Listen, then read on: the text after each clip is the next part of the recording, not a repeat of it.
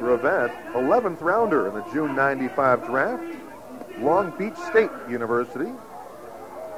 And did play last year with West Michigan in 8 games, 1-0, with a 293 earned run average. Did have 2 saves, 15 in the 3rd innings, 12 hits, 5 runs all earned, 15 strikeouts, and 7 walks. So not bad for Rivette. First man to face him, Walter White, who struck out swinging. Rivette has pitched this year.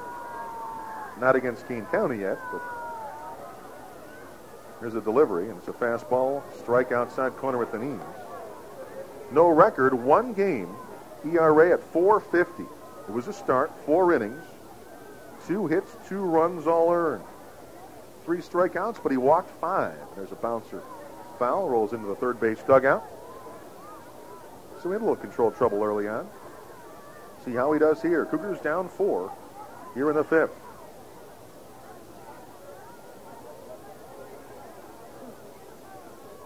0-2 pitch. Down and in. And 1-2.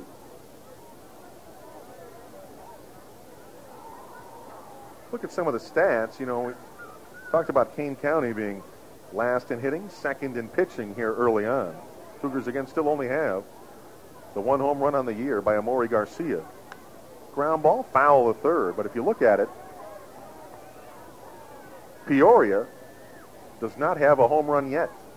They've played 6 games going into tonight without a long ball. And there's a couple other teams that only have 1. Beloit and Fort Wayne each only have 1 homer apiece. The 1-2. Slicer, short right field, could be a fair ball, but it also could be a catch. No, going to be dropped by Encarnacion. That's going to be a double for Walter White as he slides in safely at second base. Well, that was almost a spectacular catch, as he had to come a long way into short right field as that ball was floating towards the foul line. And he almost got there. He kind of dove forward, actually tipped the ball, but couldn't glove it. And it's going to be 2 bases for Walter White. So a leadoff double. Let's get him in. Now it's Randy Winn, top of the order. He was bounced out and had a bunt single.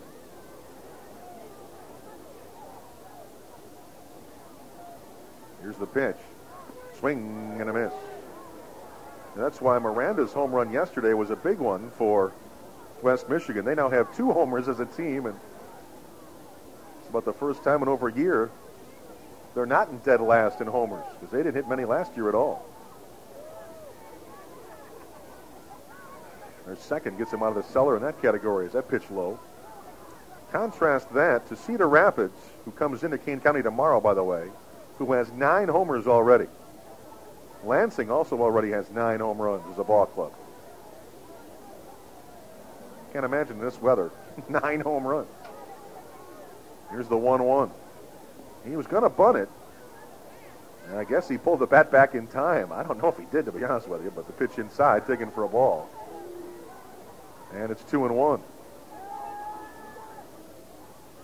Matter of fact, Don Denbo, another guy who doesn't belong in this league, for Burlington, 6 homers for him personally already. 6. That's a joke. I mean, you know, Burlington's only played 7 games. The guy's got 6 homers, and he's hitting .423 with 12 RBI. Ground ball left side, could get through. Shortstop going to backhand it, and has only played a third base, but again, he was going to have to tag Walter White, and that wasn't going to happen, so everybody's safe. But tell you what, Walter White took a chance there. It worked out for the Cougars, because that's a base hit for Randy Winn. But with the play in front of him, he took the chance by going for the base at third, but he gets there. Again, Lara showed great range by even getting to the ball, going to his right towards the third base line. Did get to it on the outfield grass and threw to the third baseman, but no play. So runners now at the corners with nobody out for Kane County. And Amori Garcia at the plate. And there's going to be a one-hopper, base hit center field to drive in the run. Amori Garcia, RBI single. Cougars on the board, trail it 4-1. So the new pitcher comes in, and Rivette greeted rudely, to say the least. So White will score. Winn to second. Garcia to first with the RBI. So first and second, still nobody out. And the three-hitter, Jaime Jones, who was walked and flied to right. They can keep this inning going. They can get right back in this thing. Down 4-1 in the fifth with 2 on, nobody out. Jones crushed the ball last time. It's a bouncer here to the first baseman. He'll take it himself, tag the bag for the out, but frankly does the job. Hits to the right side, move both runners along. So 3 unassisted for the first out of the inning, but now 2 men in scoring position. For Nate Rollison, your 4-hitter, who was struck out and singled.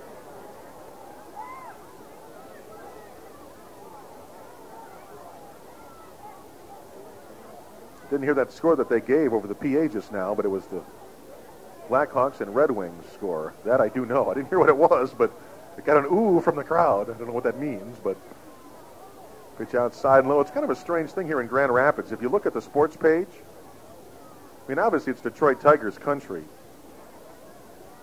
but you're still close enough to Chicago where you can be fans of both in a sense. So like in the one paper that I saw, you've got the Detroit story here prominently on one side of the page, and the Cubs story was prominent on the other. So there's probably a bit of both. Here's the 2-0. Swing and a foul tip, 2-1. I didn't see the Sox anywhere. Sorry. I guess it's either Tigers or Cubs. I guess somehow the Sox get lost in the mix. But so I'm sure there's got to be fans of the Blackhawks and Wings all living around here in the same area.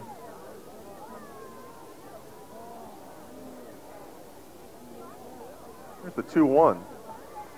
Swing and a miss. Boy, good let up as he was out in front of it, 2-2.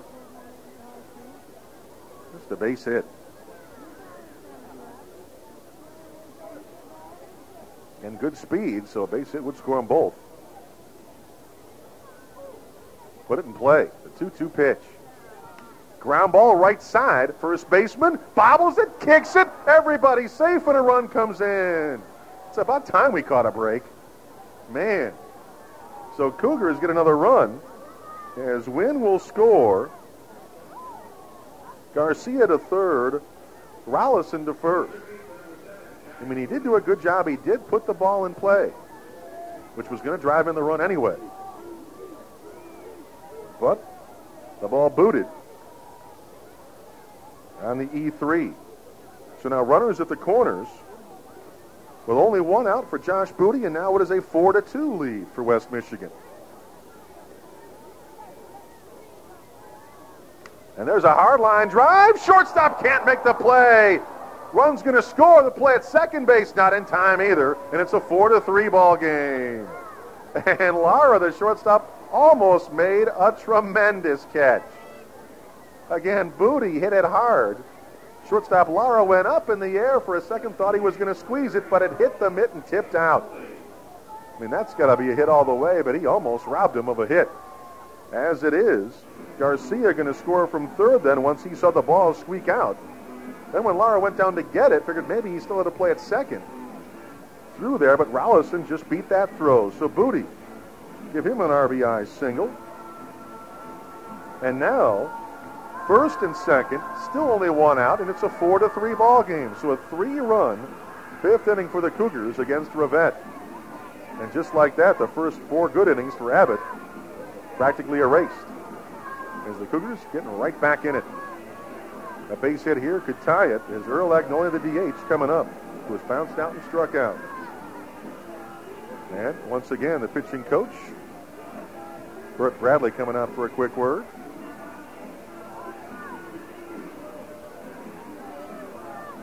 If I'm not mistaken, Bradley, he pitched in Japan while we were talking about players in Japan. I mean, I would assume Rollison gets an RBI anyway, even though it was an E3, because, again, that runner was going to score from third no matter what. So I'm assuming, even though that play turned into an error, you would still credit Rollison with an RBI. Now, definitely Booty the RBI with the base hit. Now it's Agnoli as that pitch down and in.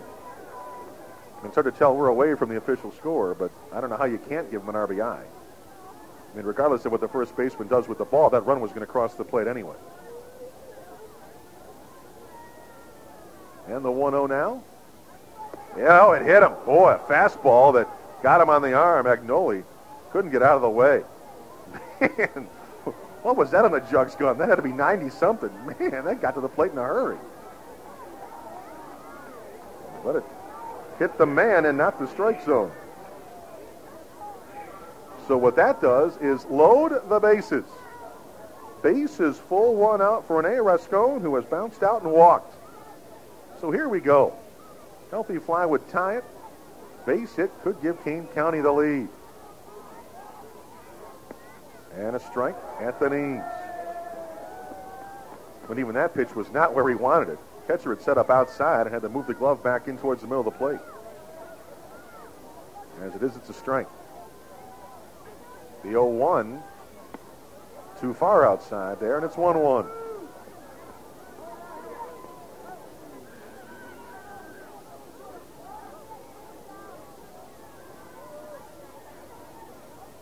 One pitch. That one in the dirt, blocked nicely by Hernandez. He just saved a run. Went down to his knees in a hurry. 2-1. Well, would this do wonders for this ball club? To get a hit right here. And a strike inside corner, 2-2. He's waited for that pitch for 4 days. He got it and didn't swing at it. That fastball down and in that you can turn on and drive. And he just watched it go. Oh, man. The 2-2. And foul tip. He almost got that same pitch and fouled it off.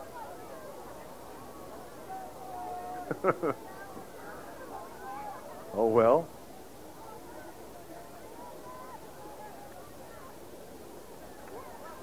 Rollison at third. Booty at second. Agnoli at first. 2-2 pitch. In the dirt, gets away. He's going to bounce to the screen. One run comes in, and we're tied. Well, I don't care how we got it. We got the run in to tie the ball game at 4 on the wild one. I don't know if it hit the front of the plate, because it must have. I mean, it hit and bounced way up in the air, and the catcher didn't have a prayer. So certainly Rivette was not the answer. Rollison scores from third to tie the game. Booty to third. Agnoli to second. Plus, it's a full count now, 3-2 to Rascon. A 4-run fifth. And if I'm not mistaken, that's the first 4-run inning of the year as well. A little tapper, foul of the plate, just to stay alive.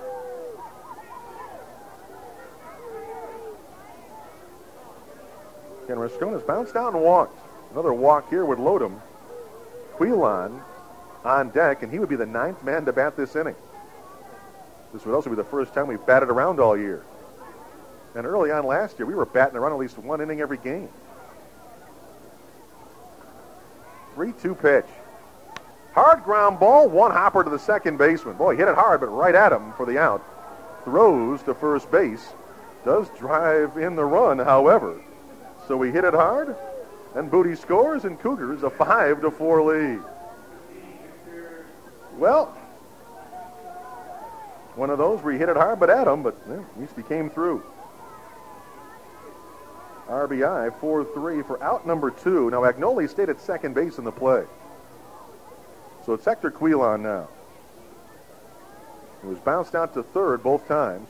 Well, tapper, third baseman charging. Bare hand pickup, cannot make the pickup. Everybody's safe. Throw to third as Agnoli had rounded, but he'll hold there. Get back under the tag now. So that's going to be an infield hit, I would think, for Hector Quilon. Agnoli to third. I'm still trying to figure out how he didn't go to third on the ground ball to the right side.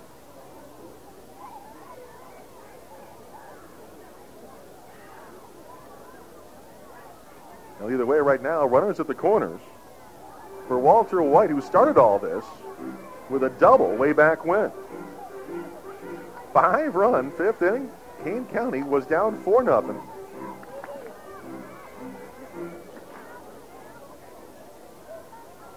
And now they lead at 5-4. And that'll miss for a ball. Base running error indeed. I mean, you just got to advance a base on a ball to the right side, plain and simple.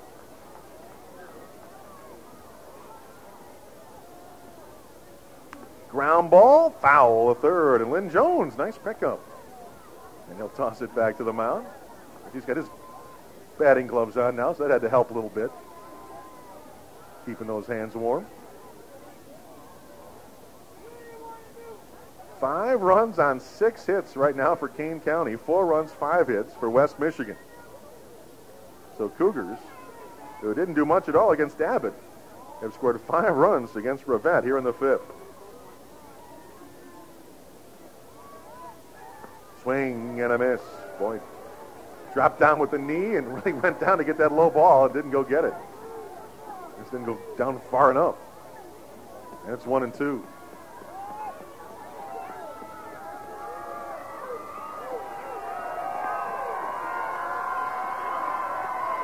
One-two pitch. Fastball, strike 3 called inside corner at the knees, and the inning is over. So 10 men bat for Kane County in inning number 5. 5 of them score. 5 runs on 1, 2, 3, 4, 5 hits. How about that? Defensively, there was an error, and as it turns out, 2 men left on. So bottom of 5 coming up. Cougars have taken a lead of 5-4.